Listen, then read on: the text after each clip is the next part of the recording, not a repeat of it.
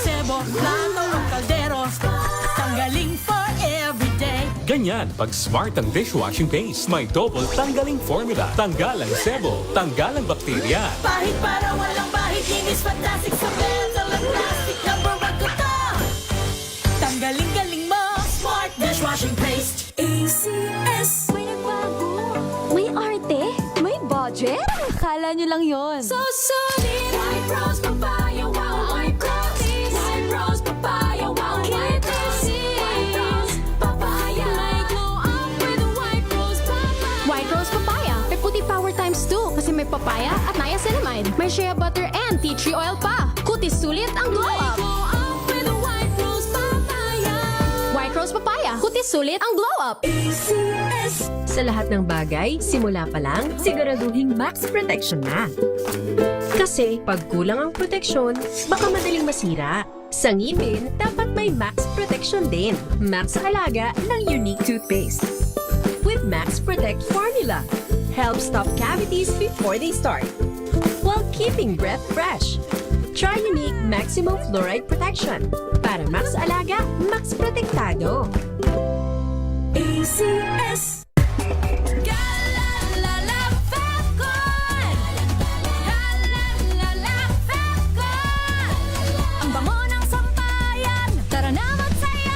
Calefacton, amoy nakaka-joyful!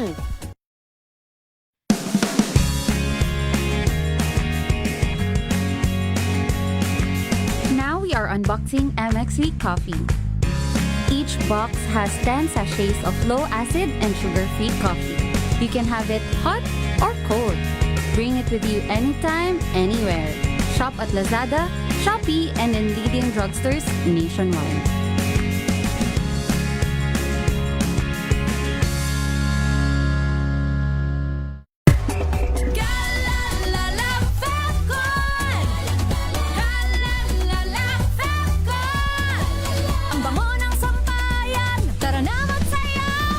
Calefacton, amoy nakaka-joyful!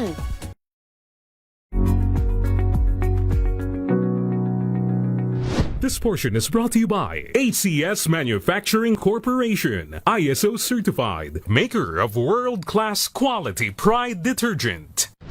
Kung Pinoy ka, paniguradong narinig mo na sa ibang tao na kapag daw nahulog ang pagkain at pinulot mo agad bago ang 5 segundo, ay ligtas pa rin daw itong kainin. Pero, gaano nga ba katotoo ang tinatawag nating 5-second rule? May mga nagsasabi na totoo ang 5-second rule, pero agad itong pinapasinungalingan ng ilang pag-aaral. Ayon sa pag-aaral ng Rutgers, ang paglipat ng bakterya sa isang pagkain na nahulog ay may bilis lamang na less than a second hanggang 1 segundo. Ganito rin ang lumalabas sa isang research ng isang estudyante sa University of Illinois, kung saan maraming germs agad ang lumipat sa pagkain matapos nitong mahulog sa sahig. Ibig sabihin, matapos mahulog ang isang pagkain ay hindi na ito safe na kainin pa. Nakadepende rin daw ang bilis ng transfer ng germs tulad ng Salmonella at E. coli sa moisture nito at sa uri ng surface na pinaghulugan nito. Halimbawa, kung ang pagkain mo ay mamasa-masa at malagkit at nahulog ito sa sahig, mas mataas ang contamination rate nito o mas mabilis ang pagkapit ng dumi kumpara sa dry at hard food na nahulog. Ayon naman kay Robert Romaine, isang food safety consultant sa Art Institute of California, itinuturing na marumi lahat ng surface at lahat ng lalapag dito ay itinuturing ng basura. Upang masiguro naman ang ating kaligtasan at maiwasan ang pagkakasakit, mas mainam daw na wag nang kainin at itapon na lamang ang mga nahulog na pagkain, lalo na sa mga prone sa sakit tulad na lang ng mga bata, buntis, matanda at yung may mahinang immune system. Pero kung wala ng choice, ay pwede rin naman daw hugasan muna ng maigi ang pagkain. Safety first nga, ika nga nila. Kaya naman maituturing pa rin na myth ang paniniwala sa konsepto ng 5-second rule o ang pagkain muli sa nahulog na pagkain ng wala pang 5 segundo. This portion is brought to you by ACS Manufacturing Corporation, ISO certified, maker of world-class quality Pride detergent.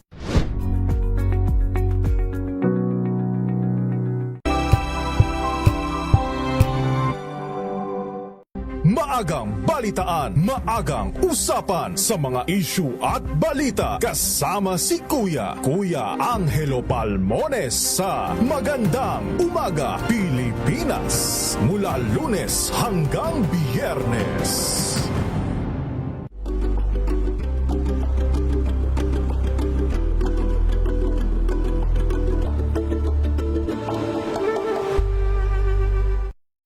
Mga balitang gigising sa inyong umaga. Mga balitang kailangan mong malaman. Mapapakinggan sa ACS Balita sa 2x2. Kasama sina Anthony Taberna at Jerry Baha. Lunes hanggang Biyernes.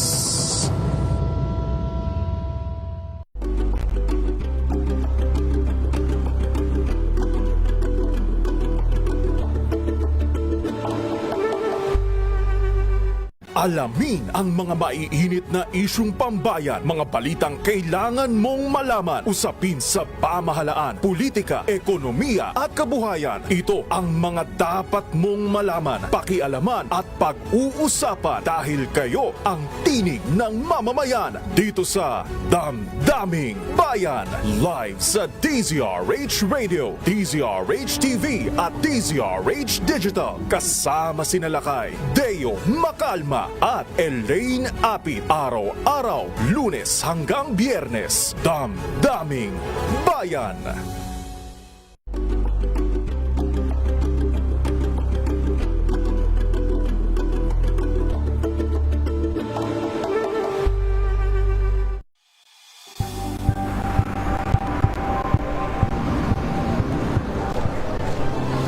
Ating mga eksperto. Dito lang sa Expert Opinion. Ito ang The Better News. TNVS. Trending and kwento, iba't ibang anggulo. Dito sa Point. Bawat pananagutan ating tatalakay dito sa Hoy. Bawal yan. Dito lang sa Music Happening sa Trend, Macapulot Entertainment and Lifestyle. Ito ang MBC TV Universe News. Una sa Pilipinas, una sa Pilipino.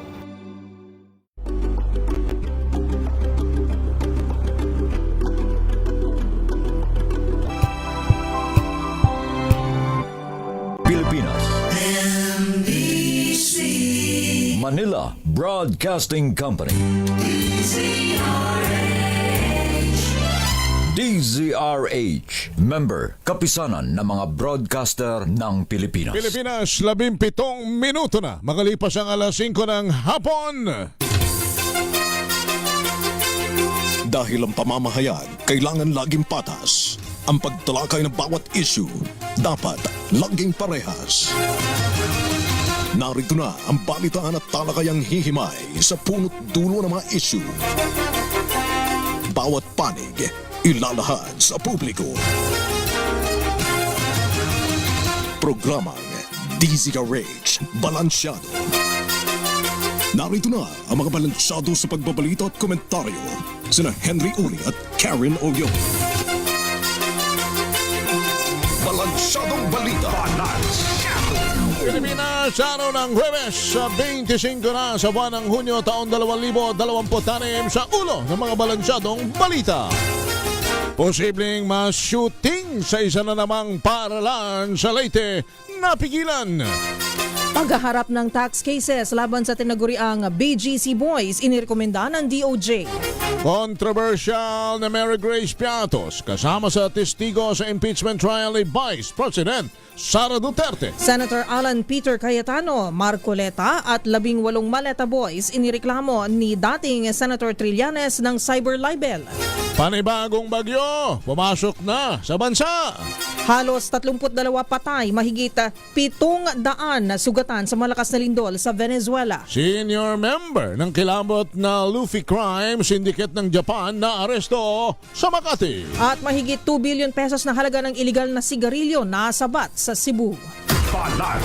Magandang hapon, Pilipinas. Kami ang inyong tagapagbalita. Ako po si Miss Karen Oyong at Henry Uri. Sa detalye ng mga balita, naagapan ng mga otoridad ang ibang plano pa ang copycat mass shooting incident sa isa na namang paaralan sa Leyte kagabi. Ayon kay Interior Secretary John Vic Remulla, isang 14 anyos na estudyante na nagngangalang Jasmine ang nagbanta ng pamamaril at pananaksak sa Tolosa National High School. Nabisto ang plano ng grade 10 students sa tulong ng tip mula kay Senador Bam Aquino pasado alas 8 ng gabi. Kwento ni Remulla, nagbanta ng karahasan na mag-aaral gamit ang maraming dami account sa social media hanggang sa natuntun siya ng CIDG. Pakinggan natin si Remulla. Translation. Pinost na sa Facebook no. Hello, send this to your friends. Yo, from Tolosa, prepare yourselves, especially you, as you only get ready. I will disrupt the school. You won't know me, but you will recognize me. Pero nang siya sa atin, wala namang akses sa baril ang bata, maging ang kanyang mga magulang. Posible manong na-impluensya ng pamamaril sa Tacloban si Jasmine, dahilan para tawagin ito ng kalihim bilang copycat attempt. Samantala, player din ng ipinagbawal na larong Gorebox si Jasmine, ang bagong suspect na nagplano ng copycat mass shooting incident sa isa na namang paaralan sa Leyte. Matatandaan na ang larong Gorebox ay kinaadikan din umano ng isa sa mga nagpaputok sa Tacloban noong June 22. Si Jasmine ay napigilan ng mga otoridad sa kanyang planong pamamaril at pananaksak sa Tolosa National High School sa tulong ng tip mula kay Senator Bam Aquino.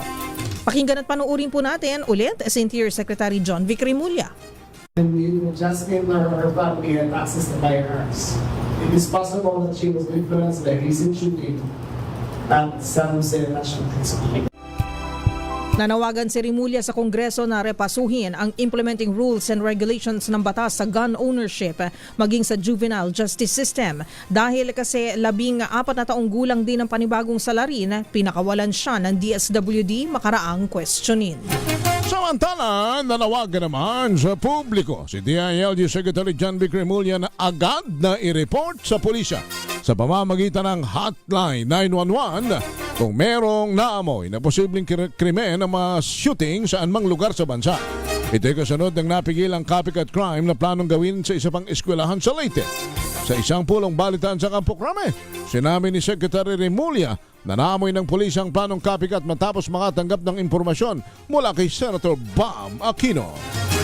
Target ng Philippine National Police na magkaroon ng regular na presensya ng kanilang mga tauhan sa loob ng mga paaralan kahit man lang lingguhan. Ito ay dahil hanggang ngayon ay bawal sa loob ng mga eskwelahan ng pagpapatrolya ng mga pulis bilang itinuturing ang school zones na Zones of Peace. Isa sa mga paraang naisip ni PNP Chief Police General Jose Melencio Nartates Jr. ay ang payagan ng kanilang mga tauhang lumahok sa flag raising ceremony. Gayon din maaari umunong maimbitahan ng mga pulis sa paminsan-minsang pagtuturo bilang instructor depende sa request ng mga namumuno sa paaralan. Hindi naman natatapos sa pagpapakulong ang pagkampi ng hustisya para sa mga naging biktima ng children in conflict with the law. Ito ang ipinahayag naman ni Attorney Tricia Claire Oco kaugnay ng mass shooting sa isang paaralan sa Tacloban City. Sa panayam ng DCRH, sinabi ni Oco na dapat tingnan ang insidente sa kabuuan at hindi lang ang mismong krimen. Narito si Oco. Ang hustisya po, hindi lang siya nakatutok sa kulong. Dapat po talaga mas very strong support din sa mga victims dahil kailangan nila ng healing, kailangan nila ng psychosocial support. At yung iba, hindi naman lahat yan, pero yung iba kung kailangan ng economic support, gagawin din po yun ng ng mga ahensya natin. At hindi lang po dapat isa ang gagawa nun, kung hindi maraming ahensya ang dapat nagtutulong-tulungan. Samantala, may dahilan kung bakit itinakda sa 15 anyos o 15 taong gulang ang minimum age of criminal responsibility sa ilalim ng Juvenile Justice and Welfare Act. Ayon kay Attorney Domingo Cayosa, dating Pangulo ng Integrated Bar of the Philippines, may pinagbabatayan itong pag-aaral mula sa mga eksperto sa buong mundo at hindi lang dahil ito ang gusto ng isang mambabatas. Sabi pa ni Cayosa na pag-uusapan lamang ito tuwing nagkakaroon ng panibagong insidente ng karahasan kung kung saan sangkot ang mga kabataan. Anyay, reaksyon lamang ito ng mga mambabatas pero hindi rin naman umano umuusad. Dahil dito iginit ni Cayosa na mas mahalagang pagtuunan ng pansin ang pagsasaayos at pagpapatibay sa sistema ng rehabilitasyon para sa children in conflict with the law. Narito po si Attorney Domingo Cayosa. Ang problema natin, Ruel, sa batas, dapat lahat ng bayan merong ganun. Wala eh. yung ganun. So, hindi rin natutuloy o kaya may kakulangan ng mga facility na ganyan. So, yun ang tingnan nila. Meron bang sapat na pondo? I-audit nila, nasusunod ba yung batas? Kasi meron tayong experience working with the SWD. Yung may mga regional centers, may mga magagandang mga centers, pero dun sa karamihan pa rin sa mga bayan-bayan natin, wala yung facility na yan. So yun ang isang kakulangan. Flash Report. Flash Report! Samantala, Ombudsman pinasasagot sina Senator Alan Peter Cayetano, Senator Robin Padilla at dati pong Sergeant at Arm ng Senado si Maua Plasca sa obstruction of justice kaugnay sa pagtakas ni Senator Ronald Bato de la Rosa. Flash report mula kay Val Gonzalez. Val! Henry, 12 araw matapos maisampang reklamo ay inatasan na ng Office of the Ombudsman sina dating Senate President Senador Alan Peter Cayetano, Senador Robin Hood Ferdinand Padilla at dating Acting Sergeant at Arms Maua Plasca na sagutin ang kasong isinampa ng grupong kinabibilangan ni Francis Joseph Aquino D. Ito ay may kinalaman sa kasong paglabag sa Presidential Decree No. 1829 o Obstruction of Justice nang makatakas habang nasa kustudiya ng Senado si Senador Ronald Bato de la Rosa. Sa order na nilagdaan ni Assistant Ombudsman Moreno Generoso, binibigyan ng mga respondent ng 15 araw mula sa pagtanggap ng utos upang magsumite ng kanilang counter affidavit. Batay sa 2 pahinang kautusan, mahigpit na pinagbabawal ng Ombudsman ang anumang motion for extension of time, motion to dismiss, motion for bill of particulars o iba pang mga dilatory motion at pleadings upang hindi maantala ang pag-usad ng kaso. Babala ng Ombudsman kapag hindi nakapaghain ng sagot ang mga respondent sa takdang panahon o tumangging tanggapin ang order, ituturing ng isinumite para sa resolusyon ng reklamo. Ang kopya ng 2 kautusan ay personal na natanggap ni Cayetano at Padilla na may noong Hunyo 24, alas 10:15 ng umaga. Ako si Val Gonzalez, DZRH, una sa Pilipinas, una sa Pilipino. Flash Report. Flash Report!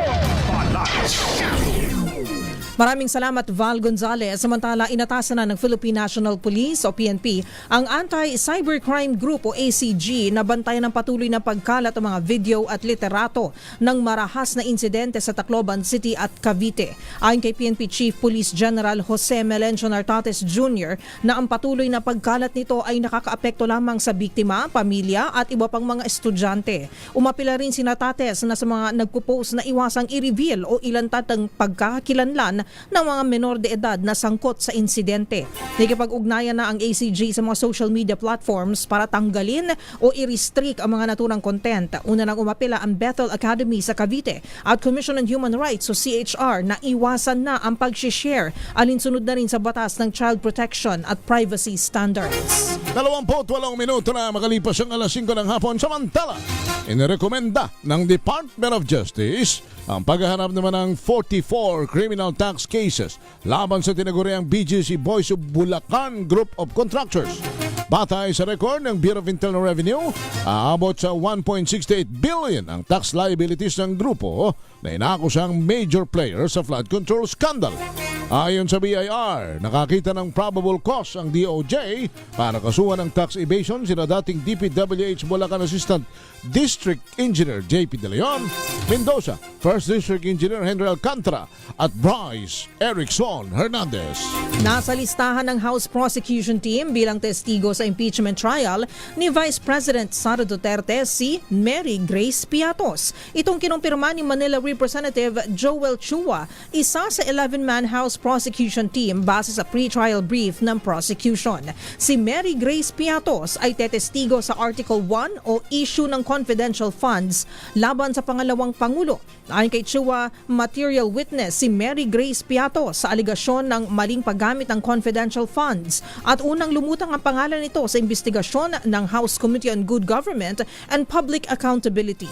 Kung hindi umano lumutang si Mary Grace Piatos, ibig sabihin siya ay bogus o peke. Pero kung magpapakita, pwede siyang makross-examine. Hamon ng prosecution sa defense team ng Vice Presidente na i-produce si Mary Grace Piatos para patunayang hindi siya bogus o huwad. 29 na minuto na makalipas ang alas 5 ng hapon. Sumayin nyo na ang mga balita sa Balansyado Kami, ang inyong tagapagbalita. Ako po si Miss O, Miss Karen Oyong. At Henry Uri. Balansyado.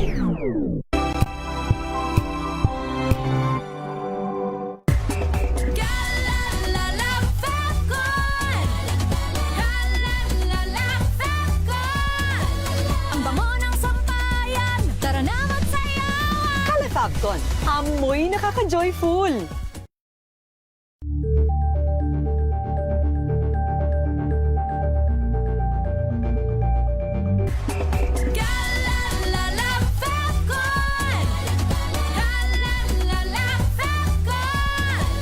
Ang bango ng sampayan, tara na magsayawan. Fabcon, amoy nakaka-joyful.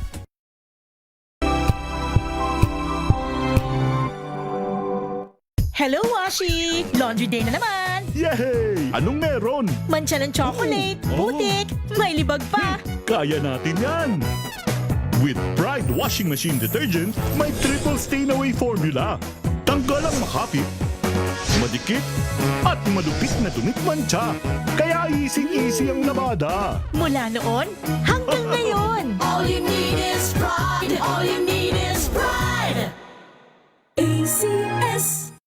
Maulan man, no worries na amoy kulog ang damit. Charm Fabcon, bangong kumakabloom, tanggal amoy kulog sa bango ng Charm. Kaya gamit ko, Charm Fabcon with Bloom Fresh technology. Kills 99.9% of kulog-causing bacteria.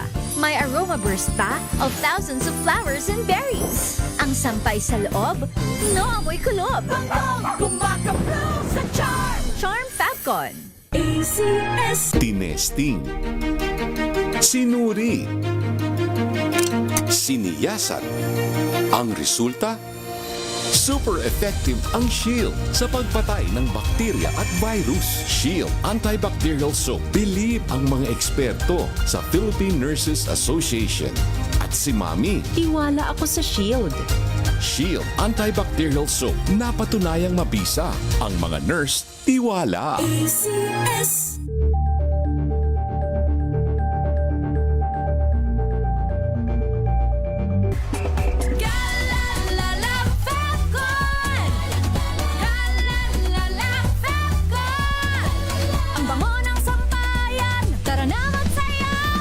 Fabcon, amoy nakaka-joyful.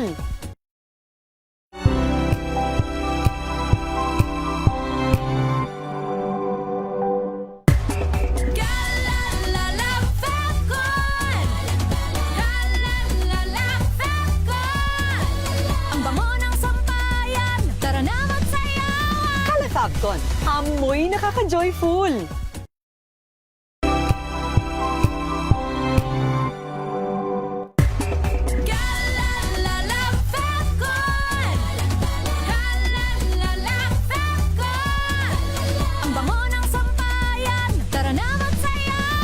Fabcon, amoy nakaka-joyful.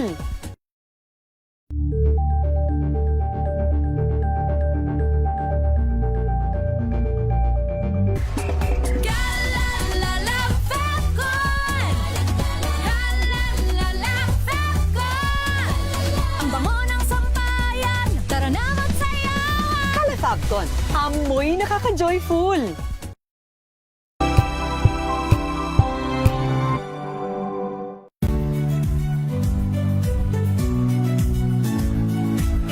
Magandang araw mga kaibigan. Ito po ang inyong balerina ng bayan, si Lisa Macuja Elizalde, na nag-aanyaya sa inyong samahan kami at ang aming mga espesyal na panauhin para sa kalahating oras ng masayang kwentuhan sa aming programang Art to Art, kung saan ang usapang sining at kultura ay para sa lahat. Huwag kaliligtaan, tuwing linggo, alas 3:30 ng hapon, dito lamang sa DZRH Radio, DZRH TV, at via online streaming.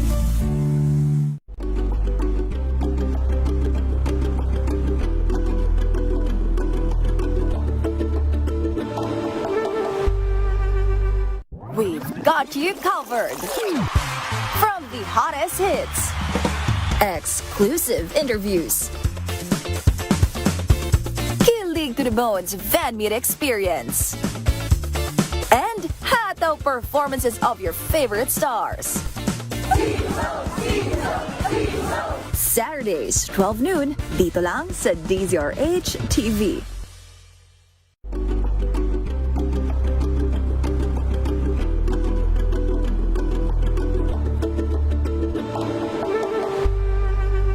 Curious ka ba sa maraming bagay?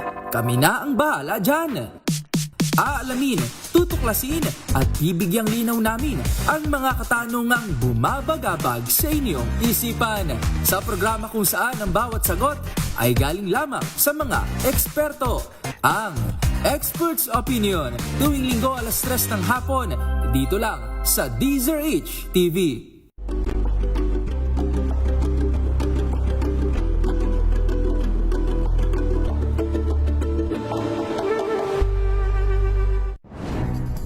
Good vibes ang hanap mo? Dito ka na sa sigurado!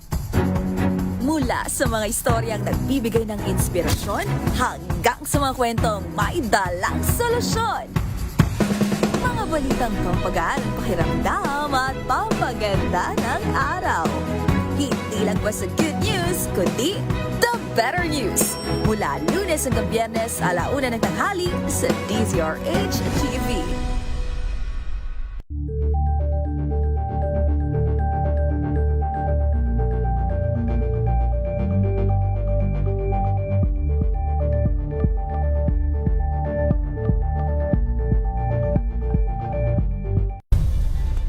Nagsimula sa pangarap hanggang sa maabot ang tagumpay. Iba't ibang kwento, iba't ibang mukha ng atletang Pilipino.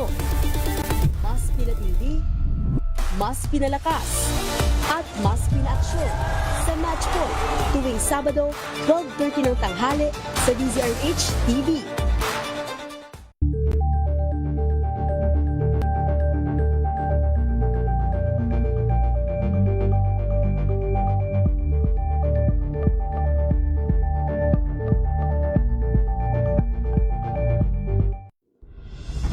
Tuloy-tuloy ang pagtulong, tuloy-tuloy ang pagseserbisyo, at tuloy-tuloy ang balitaan kasama si May Binauhan sa Operation Tulong mula Lunes hanggang Biyernes.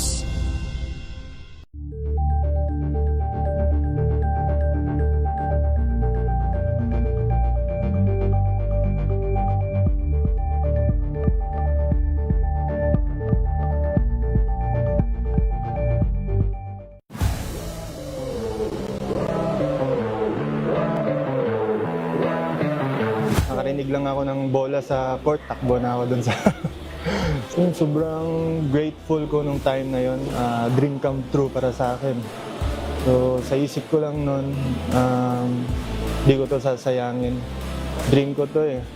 Tapos yun na din, nakakatulong na ako sa family ko. Kasi ako lang din yung breadwinner eh. Ako yung panganay. Tapos nasa college pa yung mga kapatid ko. Yun ang tulong-tulong lang din sa kanila. Pero ngayong conference, yun mas dodoblehin pa namin ang trabaho namin. Hi, I'm JB Bahio from NLEX Road Warriors. Panoorin ang aking interview sa Match Point. Mabuhay ang atletang Pilipino.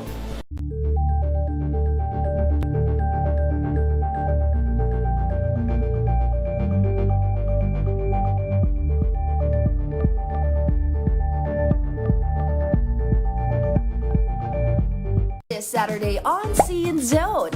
Chikahan with indie darling Clara Benin at rewind din tayo sa Senti Feels na hatid ng kanyang Really Got Me Thinking concert.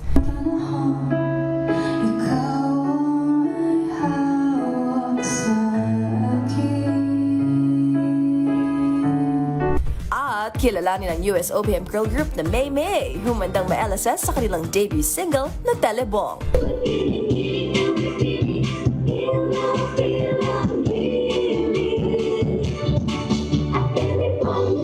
Alas 12 ng tanghali, dito lang sa DZRH TV.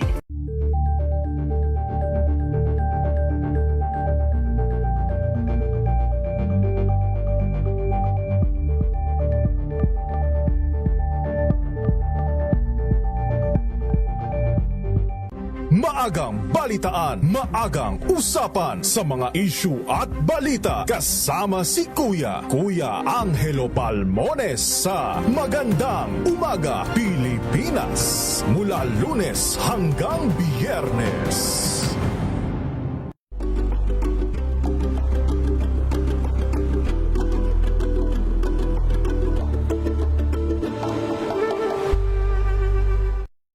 Mga balitang gigising sa inyong umaga. Mga balitang kailangan mong malaman. Mapapakinggan sa ACS Balita sa 2x2.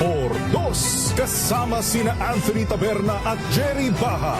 Lunes hanggang Biyernes.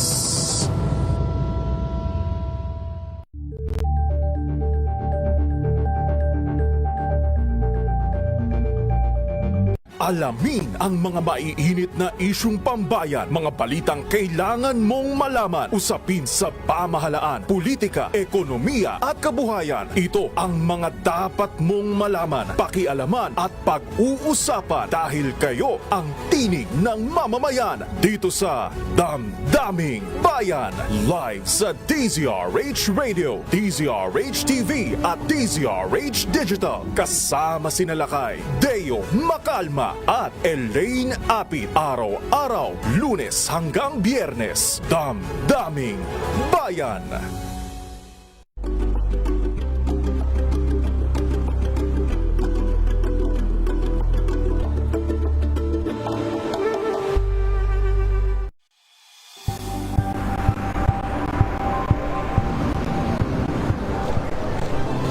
Ating mga eksperto. Dito lang sa Expert Opinion. Ito ang TNVS. Trending and value show. Iba't ibang anggulo. Dito sa Point. Bawat pananagutan ating tatalakayin dito sa Hoy. Bawal yan. We were trying to get in touch with the DSWD. Baka kasi partner, siguro naman itong mga batang ito, nag-aalala kasi tayo doon sa nag-transpired na usapan ng dalawang namaril sa Tacloban na bata na ang sabi nung isa ay batay sa juvenile justice law, walang partner, walang kulong sila. Baka mamaya maging kwampo ito, maging motivasyon ito o kung maging rason ito ng mga bata na hindi naman pala nakukulong at sabi dadalhin lamang sa DSWD para sa intervention. Kaya pinatatawagan ko ho yung DSWD, baka kasi ang iniisip ng mga bata pagdating nila roon i-baby sila at wala silang gagawing parusa. Ay kailangan marilaw yun, partner, kung paano ba yan? Na lahat ng ating aksyon, desisyon, gagawin ay may consequences, di ba? Correct. Good or bad man yan, pero lalo na pag masama yung aksyon natin, mga desisyon, merong bad consequences yan. Dapat may punishment, di ba? Para matuto. Parang ang gagawin nila is a form of rehabilitation. I-rehabilitate yung ugali, yung behavior, yung even I think this physicality and the spirituality and the mental yung kanilang mental ano ba tawag doon? mental state. wellness, tama, mental state. Oo. Kung asan ba sila sa kanilang pag-iisip, di ba? Oo, at bakit nila na gagawa 'yon? Sana alam mo niyo, masakit man ito, baka yung iba mga magulang tumaas ang kilay sa atin. Sana meron din po rehabilitation at intervention sa parents. Dapat sabay sila. Oo, sabay dapat. Opo, kung ano ho ito, diretsahan na po ito kasi alam naman nating lahat siguro naman kung may hindi sasang-ayon partner dito, iilan lang na, di ba partner, kapag may bata na gumawa ng masama sa lugar nyo, ano ba ang laging itatanong ng mga tanod, ng mga kapitbahayan? Kanino bang anak ito? Oo. Di ba? Bakit palagi? Or may ganito, paano ka ba pinalaki ng mga magulang mo? May ganun. Totoo ho yun. Sino ang nanay mo? Sino ang tatay mo? Ganun palagi Yun ho, hindi ho yun, basta tanong lang. May kahulugan at loaded yung statement na yun Lalo pag sinabihan ka ng sino bang magulang nito, batang ito. 'Di ba? Hindi ka naman agad tinatanong kung anong pangalan. Basta basic lagi yun ho.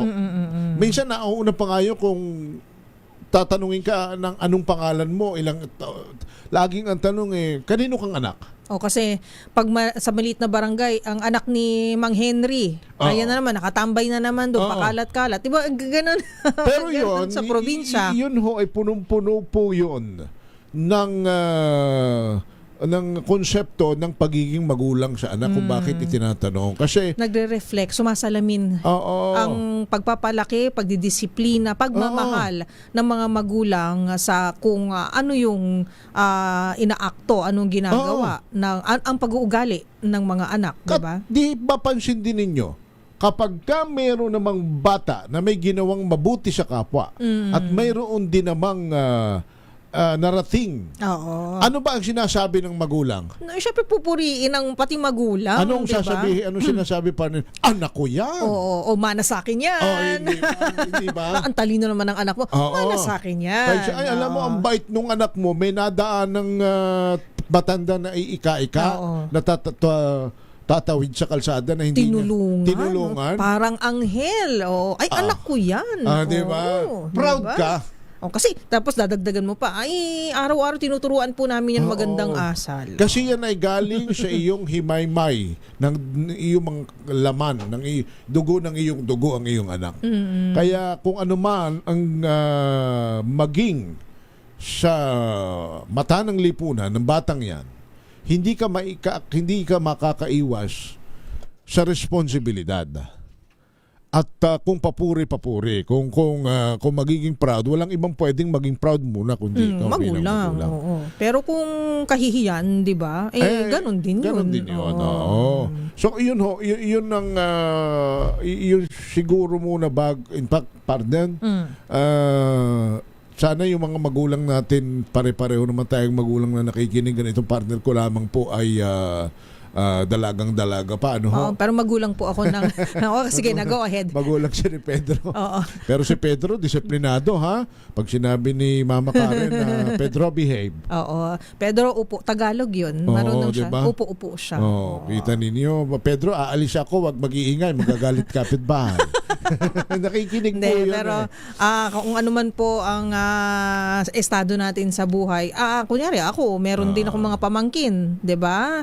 Kailangan maging magandang huwaran din naman ako sa kanila. Hindi ko man sila anak sila ng mga kapatid ko, pero nakikita nila ako, nakakasalamuha, 'di ba? So, ano nila na si tita ganito. Ayan, 'di ba? So, dapat maging magandang huwaran po tayo. So lahat po sana na ngayon ay ang maging advokasya natin sa ating mga tahanan. Tingnan nga natin, baka tayo may nakakaligtaan ng paminsan-minsan ay caucus, open forum, meeting, discussion. It's communication 101. Sa atin pong mga anak, lalong-lalo na yung mga minor. Yes, Sa bagay, tama yun, kasi dapat ang magulang ang unang dapat nilalapitan pagka may problema, pag may hinanakit, pag wala lang, may gusto lang na pag-usapan ang isang bata, 'di ba? Dapat bukas ang mga linya ng komunikasyon para hindi yan pupunta sa iba, 'di ba? Lalo na sa maling barkada, 'di ba? Ito pala, partner, meron din ako nabasa na may mga kaya mayroong, pasensya na po, baka mamaya maraming hindi sasangayon. Oo. Kaya mayroong mga batang babae ng bata pa lang, napapabarkada na, hanggang sa maaga pa lang ay nabubuntis na. Lumalabas kasi ng bahay pagka naghahanap yan ng father image. Okay. Kasi nagkaroon ng malayong loob yung tatay dun sa anak. O walang oras at panahon lalo Pwede, na. Kaya totoo pala yun, partner, ang batang babae makatatay. Oo, kasi ako babae ang unang lalaki sa buhay ng mga kababaihan ay ang mga ama. So yung mga ama, ipapakita nila sa kanilang mga anak na babae kung ano ba ang ibig sabihin ng pagrespeto sa iyo bilang isang babae.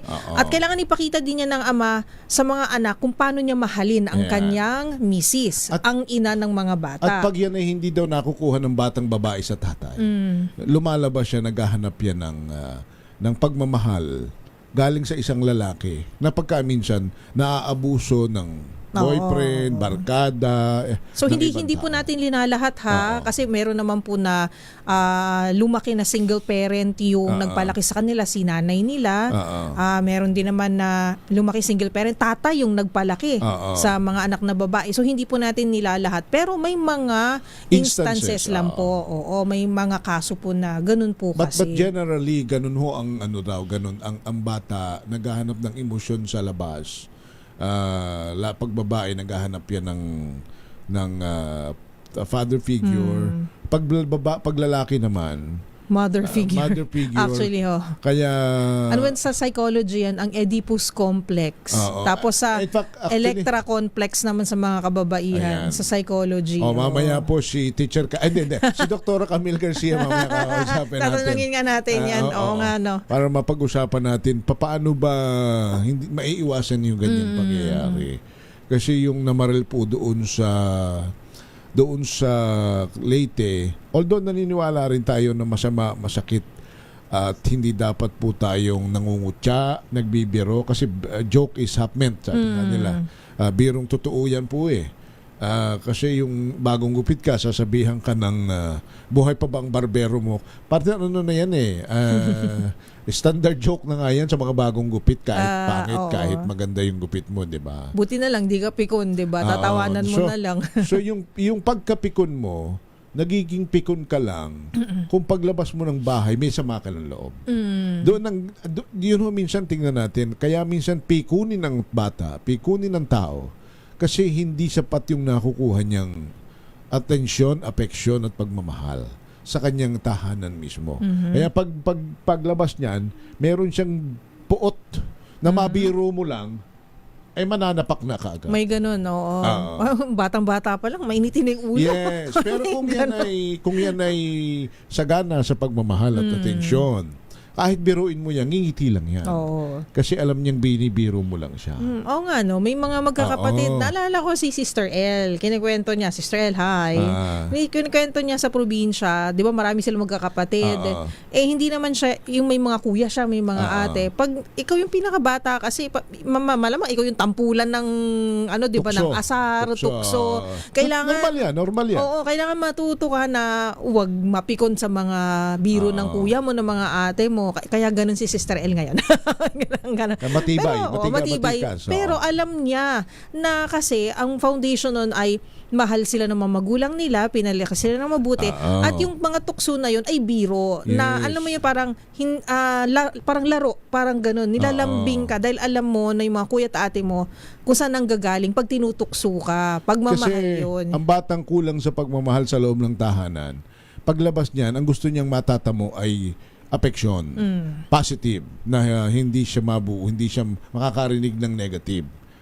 Pagka kulang na siya hindi naman kasi yan ang realidad, 'di ba? Kailangan maturuan din natin yung mga bata na maging matibay, 'di ba? Kasi hindi naman lahat ng bagay ay pwede nilang makuha. Kung may gusto sila, hindi lahat maganda ang maririnig nila, 'di ba? Kaso ang problema nga, partner, hindi mo na nga nakakausap sa loob ng tahanan Ayun para na nga, maturuan. Correct. Naintindihan naman natin kasi sa hirap ng buhay, kailangan tatay at nanay parehong nagtatrabaho. Kailangan parehong kumakayod kasi mga anak para sa inyo ito. Pero sabi nga ng ating mahal na yumaong sa Delhi, kaya nga binigyan tayo ng 24 oras eh. Ano ba yung 8 oras doon? Pagtatrabaho yung 8 oras eh. Kaya nga standard yung 8 hours na kahit sa ating labor laws, 8 hours. Ang susobra doon, overtime na. So in other words, meron kang 3 8 hours. So, siguro naman, doon sa 2 natitirang 8 hours. Kasi matutulog ka pa ng 8. Oo, hindi sabihin mo, pwede ka Kailan naman. na lang natira? Diba? So, yung 8 hours mo, diba? So, 24 hours, 16 doon ay ay kinukuha mo na sa tulog, sa trabaho. Sa trabaho. So, meron ka pang another 8. Yung 8 hours, yun yung naliligo ka, kumakain ka. Oo, yung para diba? sa sarili mo, para sa sarili mo. sa pamilya mo. So, makakaya mong magsingit doon ng panahon dapat. At kung hindi man, ay siguro yung weekend. Oo, Sabado-Linggo, walang pasok. O diba? kung kailan ng day off. Oo. Araw ng pahinga. In fact, ngayon, napakamalaki na ng chance, napakamalaki na ng pagbabago at hindi na maaari pong ikatwira na walang panahon eh. Kasi kahit nag-CCR ka, pwede kayo mag-video call. Oo. Or yung mga setup sa mga opisina dahil sa pandemya, yung iba ay hindi na bumalik sa 100% na on-site. Kasi nakita nila na effective nga naman din na may work from home setup. So yung may ibang pamilya, may work from home, tatrabaho ka, pero andun ka pa rin sa bahay. So physically, nandun kayo. And tama ka, partner, malaking bagay yung internet talaga, smartphone, nakapag-video call, yung mga OFWs, 'di ba? Na ganyan yung kwento, yung mga anak nandito sa Pilipinas, sa mga magulang nasa abroad, tas nagwawala yung mga anak dito. Kahit papaano dapat ay may communication, 'di ba? Yeah. So parents, yun ho sana, kasi bago natin isisi sa gobyerno, bago natin hanapin ang pagkakamali na baka kulang sa seguridad yung eskwelahan, baka bully yung kaklase, baka naman nakakalimutan natin yung responsibilidad natin sa paghubog ng ugali ng ating mga anak. At pagka yan nakalimutan natin, tinatakasan natin yung realidad na mas malaki ang ating responsibilidad bilang magulang kaysa responsibilidad ng anak natin yan eh. Sino bang unang magmamahal? Sino bang unang iintindi? Sino bang dapat na nakakaalam ng kahuli-huli ang hibla ng kanyang buhok at wala hong dapat nakakaalam nito kundi tayo mga magulang eh. Pag hindi na natin kilala ang ating mga anak at hindi na rin natin tayo kilala, may problema talaga. At huwag naman sana baka humantong sa ganyan. Kasi ngayon ang mga bata, partner, talagang malalakas ang loob. Malalakas ang loob sa daming ng influensyang napapanood, naririnig, nakikita, 'di ba? At minsan sila na nga ang kagaya ng 2 bata ngayon. Sila na nag-usap eh. Nagplano, nagkonsepto ng pag-atake, anong tawag dito? Bumuo ng armamento. 'Di ba? At pagkatapos, pati yung batas, pinakialman na nung isa. Hindi tayo makukulong. Di ba kita mo yan, partner? Gaano ba ka-bold na ngayon yung mga batang ganyan? Kaya on the watch sana yung mga tatay at nanay. At ako bilang tatay, ang may pinakamalaking responsibilidad sa pagpapalaki, paghubog, pagdisiplina, molde sa ating mga anak. Tatay. Katuwang mo yung iyong asawa, katuwang mo yung kanilang ina. Pero ikaw na bilang tatay, pagka ikaw ay pagka nalusutan ka, partner, ay masakit siya yun. Masakit siya damdamin bilang isang ama yun. Dapat hindi mo patawad ng sarili mo. Di ba? Ikaw ang tatay, ikaw ang leader, ikaw ang pangulo, ikaw ang Senate President, ikaw ang Speaker of the House. Di ba? kahit sa Biblia naman, laging ang sinasabi, ang nangingibabaw sa otoridad sa tahanan ay ang tatay. Wife, be submissive to your husband. Ayan. Pero may karugtong yan ha, kasi baka may mag-react. Nasa Bible din, but husbands, respect and love your wife. I love my wife. Yes, so, nasa Biblia din yan. Kasi paminsan yan ang ginagamit din ng At tandaan ninyo. Ibang usapan naman na yon. Women's rights na yan. At tandaan ninyo, happy life, happy wife. Happy life. Kasi pag hindi, doon ka outside, nakulambu ka. At tandaan ninyo ha, keto, a man's heart is through his stomach. Ano ba yan? Sabi nun mo nakikinig. Ano ba nagsasabi ng mga to? Ano ba, pagandahan ba kayo ng moto? Yes, opo. Pero competition. Baka may moto naman kayo riyan. Pakishare naman po sa amin.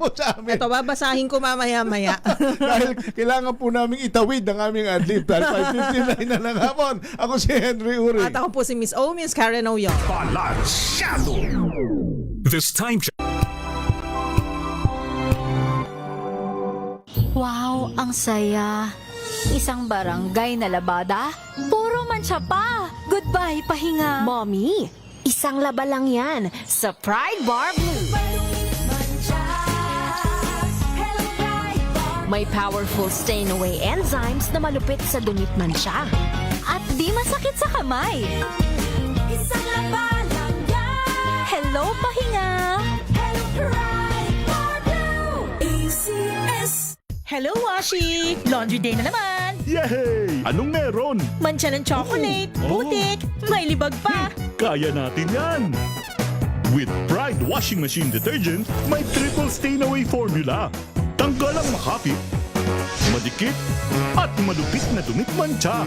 Kaya easy-easy ang labada. Mula noon hanggang ngayon! All you need is pride. All you need is pride. ACS. Tanggaling-galing mo! Smart dishwashing paste ko! Pritong ulam na masebo, plato ng kaldero.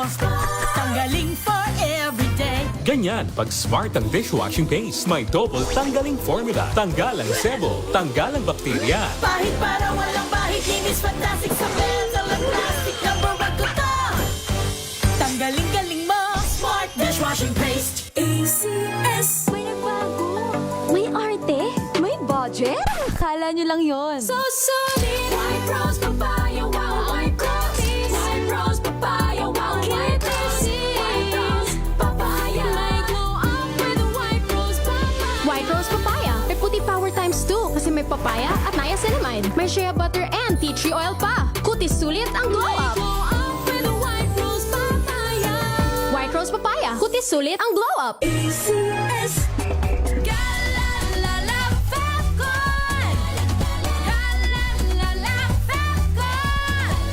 Ang bango ng sampayan. Tara na magsayawan. Calefacton, amoy nakaka-joyful.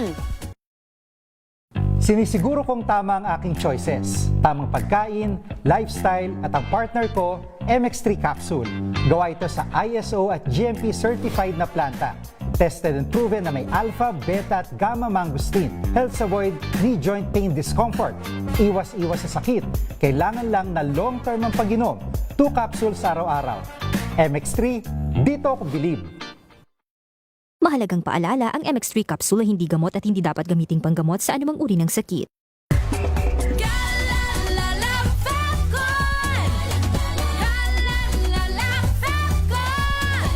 Ang bango ng sampayan. Tara na magsayawan. Calefacton, amoy nakaka-joyful. Tips para hindi madaling mapanis ang pagkain, alamin. This portion is brought to you by ACS Manufacturing Corporation, ISO certified, maker of world-class quality Pride detergent. Mahal na mga bilihin at bukod pa sa tamang pagbabudget ng mga wais na nanay ay mahalagang mapanatiling fresh ang mga pagkain upang maiwasang ito ay mapanis para naman hindi masayang. Una, pagdating sa pagluluto ng ulam, anumang pagkain na may sangkap na suka o vinegar ay hindi madaling mapanis. Bukod pa riyan, lutuin ang mga ito ng mabuti at iwasan din ito ay ma-half cook. palamigin ito kung hindi agad kakainin at huwag agad ilalagay sa ref ng bagong luto. Ilagay sa chiller ang mga pagkain na may halong kamatis dahil madali itong mapanis. Habang sa isa namang resealable plastic bag ang mga pagkain tulad ng manok at isda. Habang pagkatapos naman hugasan at patuyuin ang mga gulay ay ilagay ito sa plastic at ipasok na sa ref. This portion is brought to you by ACS Manufacturing Corporation, ISO certified, maker of world-class quality Pride detergent.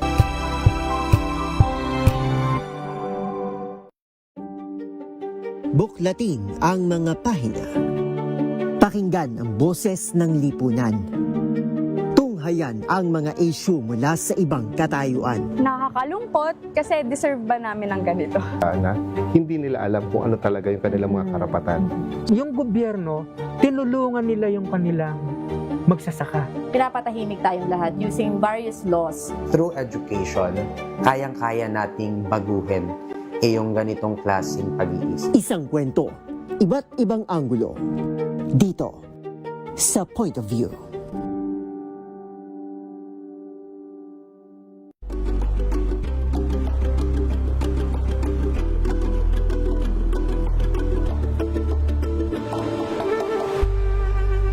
Tambalang Anthony Taberna at Jerry Baha ang gigising sa inyong umaga dahil lalatay ang humahagupit na diskusyon at komentaryo Lunes hanggang Biyernes sa 2x2.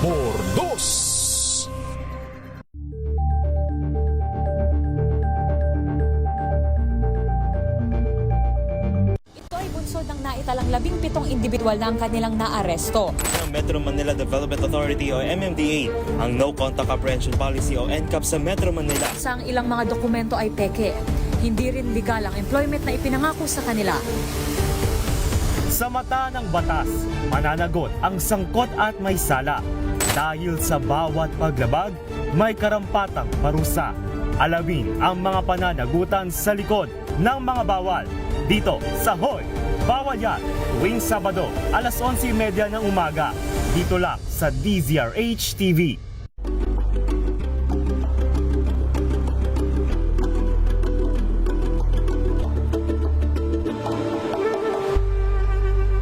Tumunog na ang gandingan para sa kalikasan. Ang nagkamit ng parangal bilang Best News Anchor ay walang iba kundi si Angelo Palmones ng Magandang Umaga Pilipinas, DZRH Radio 666 kHz.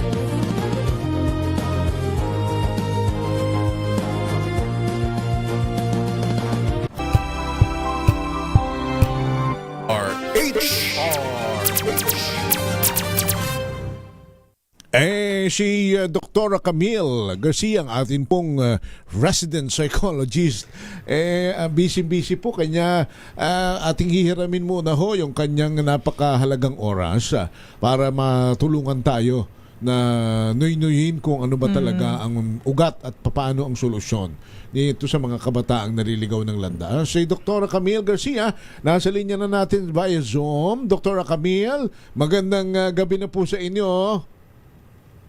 Hi, magandang gabi. Hi, Doc. Yes, ma'am. Si Doc, lagi ko siyang na-interview sa KKK. Oo nga. Oo. Ma'am, teka, yung nangyari po doon sa Tacloban, na naging ganun ka-violente yung dalawang bata at namaril na nga po, ano po ang nakita ninyong problema at nakanino nang galing talaga ang problema? Ba't nagkaganon? Okay, actually, ang sinasabi nga nila kasi nung una, ito ay bunga ng bullying. Pero kasi kung titignan mo, palagi naman ang isang reaksyon ng isang nabully or nambubully, yung tao lang na concern. Ang kanilang biktima or yung sabihin na natin, yung bibiktimahin ay yung kung gaganti ka man dun sa talagang nambully sa'yo. Pero ito, nakakalungkot isipin na kahit na sino ang nabaril, ang binaril, parang ganon. At the same time, maaaring kung ano man ang nangyari dun sa dalawang nang gumawa nito, compounding yung mga experiences nila. It's meaning to say, hindi lang ito tungkol sa kanilang personalidad, pwedeng naapektuhan sila kung ano man yung problema sa pamilya, kung ano yung nakikita nila sa community nila, kung sakasakaling merong impluwensya ng SOCMED, at saka syempre kung ano man yung peer pressure na talagang nakita o naranasan itong mga batang ito. So, ibig sabihin, compounding yung experiences. Not unless siguro kung ma-evaluate yung mga batang ito, doon natin makikita ano talaga ang pinag-ugatan kung bakit gano'n yung kanilang ginawa. Is there really a discernment din sa ginawa nila? Talaga bang may nag-impluwensya ba sa kanila o talagang kagustuhan nila itong ginagawa nila? So sa ngayon po, Doc Camille, no, hindi pa natin pwede talagang sabihin kung ano yung punot dulo, kung ano yung ugat, lalo na yun nga po, nag-iimbestiga pa ini-evaluate pa po sila ng mga eksperto. Pero yung ano po ba yung nagiging epekto naman po dahil kumakalat sa social media na pag-uusapan, hot topic po ito ngayon at yung mga otoridad sila po ay nag-request na sa ilang mga social media platforms na i-restrict na ang pag-share at kumbaga pagpo-post ng ganitong mga materials po online para hindi po maapektuhan yung mga biktima, hindi po maapektuhan din yung dalawang suspect at syempre yung mga bata na nasa social media, Doc Camille. Actually, totoo yun dahil kasi Karen, alam mo, may mga pagkakataon, lalo na kung halimbawa ako may mental health issue ako, nagkaroon ako ng anxiety. Kahit na pinapanood ko lang yung mga pangyayari dyan, pwede akong maapektuhan. At ako rin sasabihin ko, ayoko nang pumasok kasi yung eskwelahan, baka yung eskwelahan na supposed to be a safe place for me, hindi na well secured. Mamaya magkaroon ako ng kung ano mga nag-overthink na ako. So, mismong yung mga tao na nanonood lang sa SOCMED at kung ano yung mga pinapost na ganyan, pwede rin maapektuhan. What more, kung naapektuhan yung mga hindi involved dito, dahil lalo na siguro yung mga talagang nasangkot doon, nakapanood at nag-witness doon, pwede kasing mag-exacerbate or pwedeng lumala yung kanilang nararamdaman, and it can lead yung possibility na ngayon hindi, pero in the near several months after or even a year after, pwede magkaroon tinatawag natin PTSD or post-traumatic stress disorder.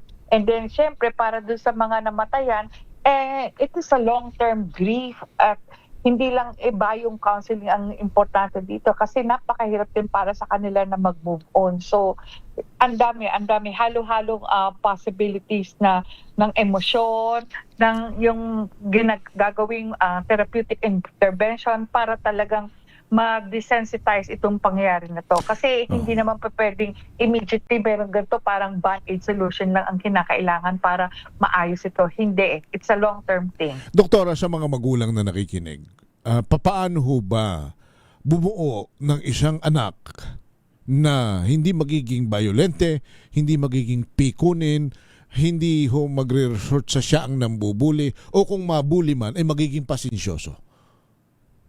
Okay, depende din siguro sa kung anong klaseng disiplina ang pwedeng ibigay na isang magulang kasi iba naman sobrang stricto to the point na talagang dekahon. Pero ang sinasabi natin dito, how to be a responsible and a good parent means the fact na alam mo rin at nakikita mo yung mga ino-observe mong mga behavior nito. Like for instance, habang lumalaki yung bata, kung meron ka na nakikitang napaka-pikunin, madaling umiyak, magagalitin, siguro pagdating sa ganyan, magkaroon ka din ng concern. Kasi hindi pa pwedeng sabihin mo, bata naman yan, ganun lang yan.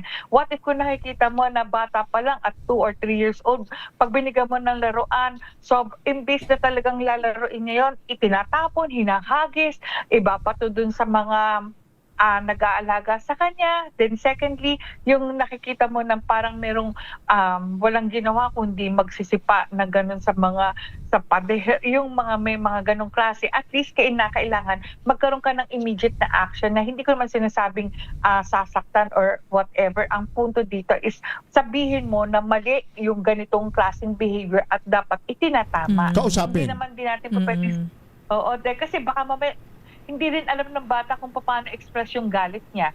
So parang mas maigi na sabihin mo sa akin kung nagagalit ka kaysa ibudbun mo yan dun sa mga gamit mo or dun sa mga taong nakikita mo sa kasambahay or sa mga nagyayaya sa iyo, mga ganun. Kausapin sa mahinahong pamamaraan para malaman ang dahilan. Wag pasigaw, wag pagalit. Tama ba, Doc? Oo, at the same time, kailangan masabi nila na kung nagagalit ka, sabihin mo kung ano yung galit mo. Kung natatakot ka, sabihin mo. Hindi yung i-display yung anger sa ibang paraan na talagang kahit ikaw, hindi mo rin maintindihan. So, basically kasi, di ba, kung minsan yung mga bata, ayaw talagang sabihin na galit sila imbes na nagtatantrum sila. So, mas maigi na talagang bigyan mo ng pagkakataon na maintindihan nila. Tapos, pag nasabi nila, Mami, galit na galit talaga ako. And then, actually, ipipraise mo pa na buti sinabi mo sa akin. So, anong gusto mo gawin? Yun. So, Diba, may communication. Hindi na yung nai-ignore. Ganun. So, Doc Camille, paano, okay, so given ito yung tamang paraan, paano po kung ang dalawang magulang ay nagtatrabaho? Wala sa bahay ng 8 oras at meron lang nag-aalaga sa kanya, may yaya o di naman kasi si lolo, si lola. Pero yun nga po, kunyari meron po tayong yaya, ano? Yung pagdidisiplina ba ay pwede rin niya bang gawin? Or iba pa rin po talaga pag magulang? Paano kung hindi matutukan ng mga magulang? Alam naman po natin na kailangan po nating magtrabaho, maghanap buhay. Sa hirap ba naman ng buhay ngayon, di ba? Dugtungan ko lang ngayon kay Karen, Doktora. Tama bang laging sabihin na para naman ito sa inyo kaya kami nagtatrabaho at laging wala sa bahay? Oo, pero hindi ibig sabihin wala kang panahon para sa ganyan. Alam mo, nasa magulang din yan na maging consistent yung ating pagdidisiplina. Kasi kung sasabihin mo na iiwan mo lang sa mga sana kung surrogate na parent like lolo or lola or mga aunties or mga kapatid mo na pwedeng mag-alaga sa iyong anak. Napakahirap naman kung iiwan mo lang basta-basta sa mga yaya and then sasabihin mo bakit pinalo ng yaya ito samantalang yung anak ko hindi ko pa napapalo yan, hindi ko pinadadap. Di ba yung mga tipo mga ganong rason? Ang point dito is for you to be able to be consistent pagdating sa pagdidisiplina. Kasi sometimes, meron namang talagang pagkakataon na yung pag nag-usap kayo, kahit na sabihin mo panandalian na nagtatrabaho kayo, hindi mo pa pwedeng sabihin na kamusta na school? Tapos nadinig mo lang, okay, ganun na lang, na you put a stop dun sa pagsabi na okay. Dapat siguro pagdating sa ganyan, i-monitor mo rin na kahit yung yaya, itatanong mo rin, kaya nga siguro malaking factor din na talagang you stay connected and communicate with your children for reasons na mas maiintindihan mo kung ano nangyayari. Like for, halimbawa, yung ganyang pagkakataon na nagtatrabaho, tapos pag sinabi na, anak, kasama ka, nakita mo ba? Ano nangyari? Di ba? More or less, kinakailangan talaga na consistent tayo na nakikipag-communicate at nagmo-monitor kung ano man yung behavior na nakikita natin sa ating mga anak. Okay. Kailangan ba ang mga bata every day o every week or every other day nakukumusta mo? Nabibigyan mo ng oras, nagkakaroon kayo ng kahit a minute of talk, a minute of hi, not just hi and hello, but nagkakaroon kayo ng one-on-one interpersonal communication. Oo naman siguro, Henry. Kaya lang kasi kumisan, di ba, napapansin mo na rin ngayon na halimbawa may time ang mga magulang na nag-stroll out going to the mall. Tignan mo at pansinin mo, kung minsan may mga bata na naka-stroller pero naka-gadget.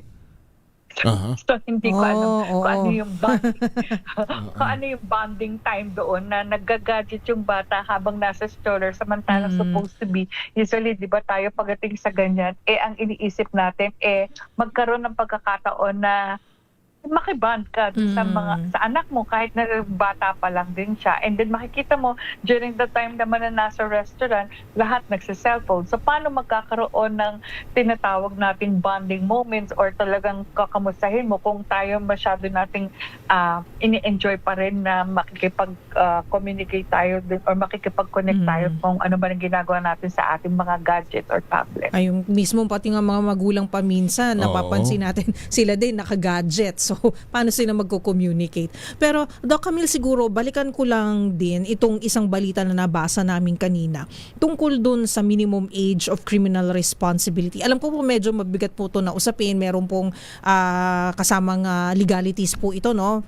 Dahil nga po sa ilalim ito ng Juvenile Justice and Welfare Act. Pero alam ko po na ito ay base rin po sa napakatagal at napakamalaliman po na pag-aaral na tinanong din po ang mga child psychologists, clinical psychologists, yung mga experts po sa child behavior and behavioral sciences. So, yung 15 years old ang itinakdang minimum age ng criminal responsibility.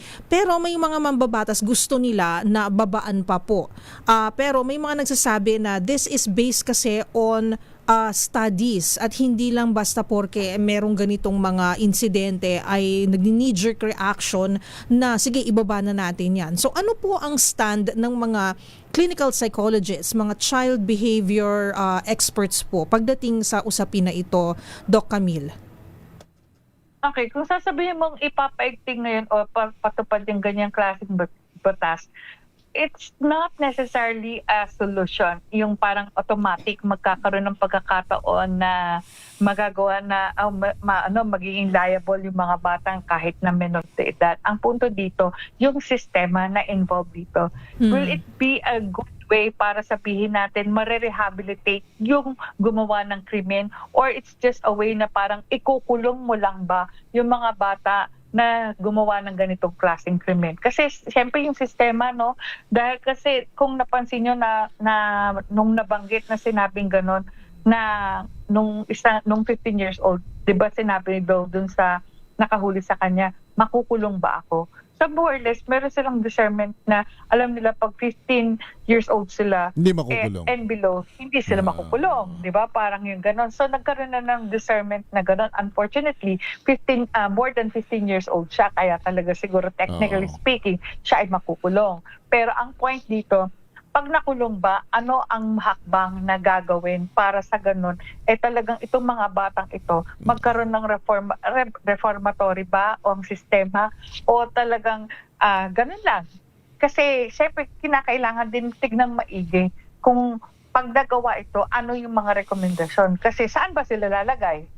Saan mapupunta? Anong klaseng yung rehabilitation? Anong klaseng programa para talagang sasabihin natin na itong mga batang ito, na-rehabilitate because actually, of their seniors. maganda yung intention ng batas, kanya lang yung kakulangan sa mga pasilidad. Kasi kung di ako nagkakamali, di ba, Dr. Camille, dapat kada bayan-bayan sinasabi ata ho dun sa batas na may center kaso ang problema hindi ngayon, lang yun, dapat meron ding clinical psychologist o child psychologist na nandun per center. Lahat nakahabilin na sa DSWD. Ang DSWD naman, hindi naman ganun kadami ang pasilidad para yung mga batang ganyan in conflict.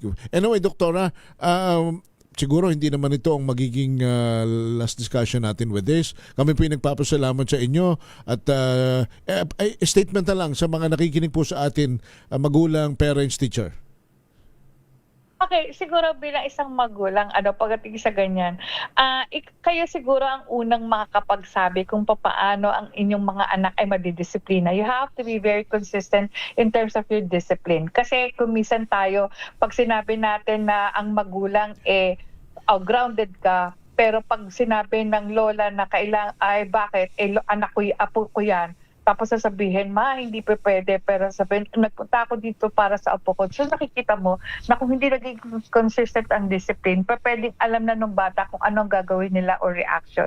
Para sa ganun, mapa-oo ang magulang. And siguro para sa mga bata, kahit na kayo ay nanonood lang sa mga nabibiktima o ginagawa ng mga bully, siguro it's about time na huwag kayong manood lang. Kailangan siguro gumawa rin kayo ng paraan na maisumbong sila para mapuksa rin yung ganitong klaseng pangyayari sa loob ng eskwelahan. At sana talaga magawa ng paraan yung Anti-Bullying Act, talaga mapaigting ng gusto sa mga Opo. eskwelahan, di ba? Alright. Doktora, salamat po ng marami sa inyo. Gusto ko po sanang itanong pa yung pagpapanumbalik ng GMRC. Kaya lang medyo kapos na tayo sa oras. Bukas. Sa susunod na pag-guest nyo sa amin, pag-usapan natin.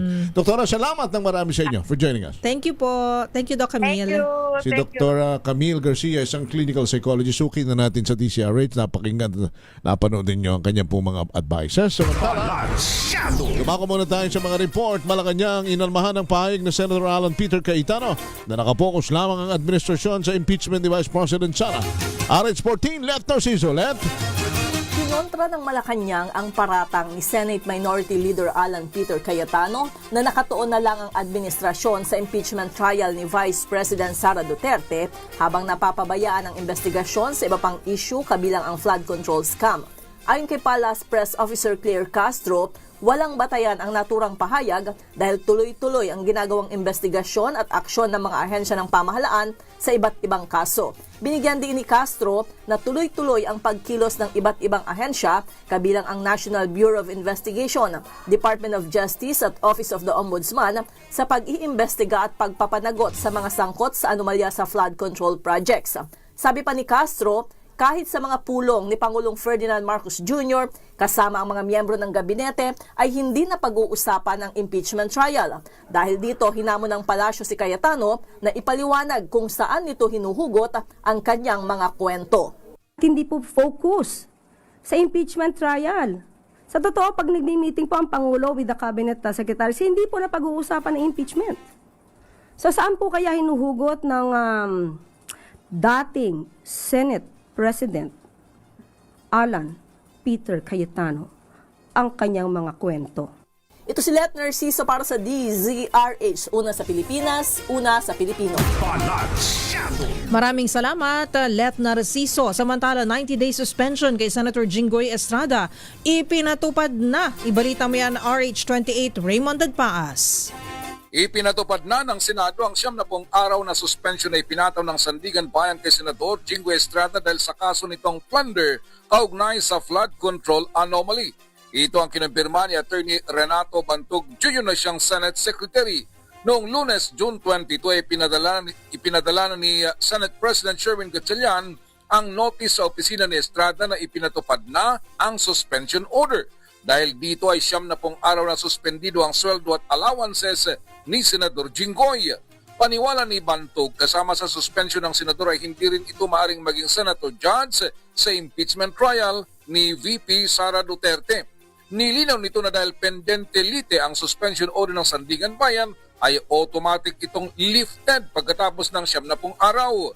Tuloy din ang operasyon ng opisina ni Estrada sa panahon na siya ay suspendido. Narito si Senate Secretary Attorney Renato Bantog Jr. Yes, the Senate President officially notified the Office of Senator Estrada that the suspension order issued by the Sandigan Bayan will be implemented or was implemented beginning Monday, June 22. So suspended lang yung mga benefits na Yes. So ano mo suspend, sir, particularly? Ang ano naman dun sa suspension is that is suspended from performing the functions of a Senator of the Republic. Ito si RH28 Raymond Tadpaas para sa DCRH, una sa Pilipinas, una sa Pilipino. Thank you, Raymond. Samantala, si Milky, panukalang itaas sa 5,000 ang Personal Economic Relief Allowance ng mga kawani ng gobyerno. Isinusulong sa Kamara. Milky Rigunan. Milky. Sakaling may sa batas mula 2,000 pesos ay gagawin ng 5,000 pesos ang buwanang pera o Personal Economic Relief Allowance para sa mga kawani ng gobyerno, lalo na ang mga public school teachers at health workers.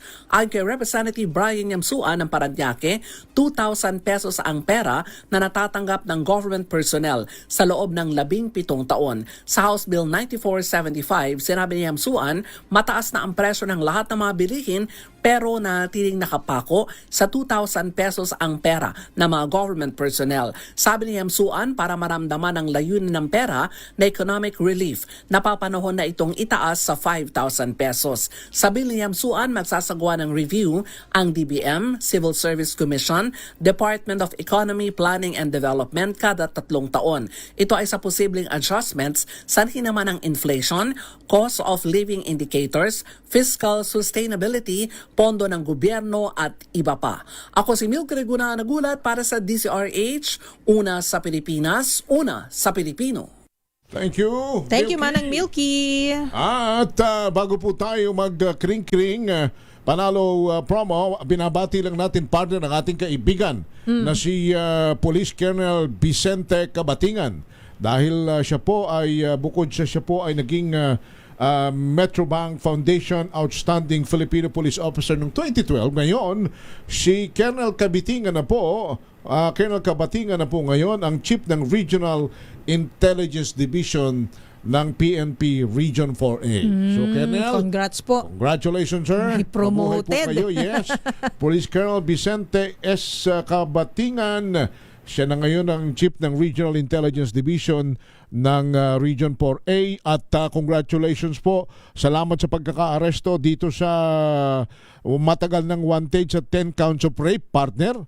Uy, gandami naman, 10 counts. Na ito'y naaresto nila sa Barangay Balibago din sa Santa Rosa, Laguna. Si Jericho Carbajal. Ito yung may kasong 10 counts of rape, at least as most wanted person sa region. Nadali ito ni na Colonel Cabatingan doon kasi sa kanilang Oplan Bantay Dangal. So Colonel, congrats sa inyo at sa inyong mga tauhan. Marami pa kaming may announce dito ng mga listahan ng inyong mga accomplishment pagka isang araw ay tayo maguntahan on air. So Colonel, congratulations sa inyo. Keep it up. Salamat po ng marami, Colonel Cabatingan. Balansyado. Eto na. Makinig maigi! Ito na ang chance mo na manalo ng instant 500 pesos kapag narinig mo na ang mahiwagang kring-kring. Tignan mo na ang iyong cellphone, baka ikaw na ang susunod naming winner sa kring-kring panalo malakas sa telepono. Paano sumali? Bisitahin ang Facebook page ng DZRH, fill up pa ng Google Sheet na nakapin sa DZRH FB page at hintayin ang aming tawag sa telepono. Kring-kring na! Oy, kala ko singer. Yung asawa ni Manang Jelly de Belen. Arnel yun. Oo nga eh. Arnel Rivera ito. Arnel! Hello po, Sir Arnel. Yes, ma'am. Good evening po. Sana kahit minsan ay manalo ako. Ayun, panalo ka na, Kuya Arnel, ng Binyan, Laguna. Pero kailangan sagutin mo muna ang katanungan na ito, sir. Ano po ang kauna-unahang radyo sa Pilipinas at number 1 sa mga taga Binyan, Laguna, Sir Arnel? Yes po, ma'am. Ano po ang sagot? DCI po, ma'am. Very good! Pwede mo bang kantahin yun? Sa tingin ko, ano to? Kumakanta ng mga Tom Jones ito. Yung mga ganyang timbrehan ng boses eh. Ito mo Tom Jones yan. Oo, ang buo malaking boses. Teka, di ba Arnel? Salamat Arnel pagka isang araw tayo mag-video okay dyan sa Binyan. Thank you! Congratulations! At sumayin nyo na po ang kalipunan ng mga balita at talakayan. Ay, Colonel Cabatingan, sir, mabuhay. Congratulations again. Kita-kits po. At binabati kayo namin at ng buong DCRH. Lagi nating tatandaan, kung gusto nating umasenso sa buhay, tayo po'y manalig at palagi magdasal sa may kapal, huwag gagawa ng masama sa kapwa. Bagkos, laging gumawa ng mabuti dahil ang paggawa ng mabuti ay hindi magbubunga ng masama. At dagdagan natin ang pagtulong sa nangangailangan dahil help is wealth. Susunod na po ang DZRH Usapang Legal at dahil po ngayon ay araw ng Huwebes, tama ba Huwebes ngayon? Si Attorney Rina Seco ang inyong makakasama. Susunod na, abangan yan. Ako po si Henry Uri. At ako po si Miss O, Miss Karen Oyong. Bye! Balansyado. Ang oras na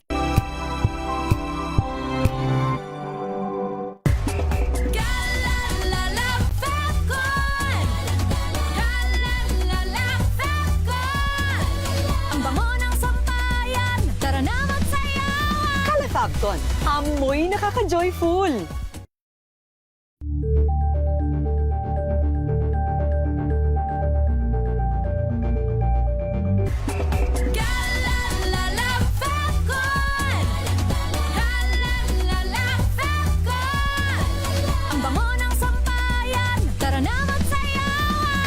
Lipton. Amoy nakaka-joyful.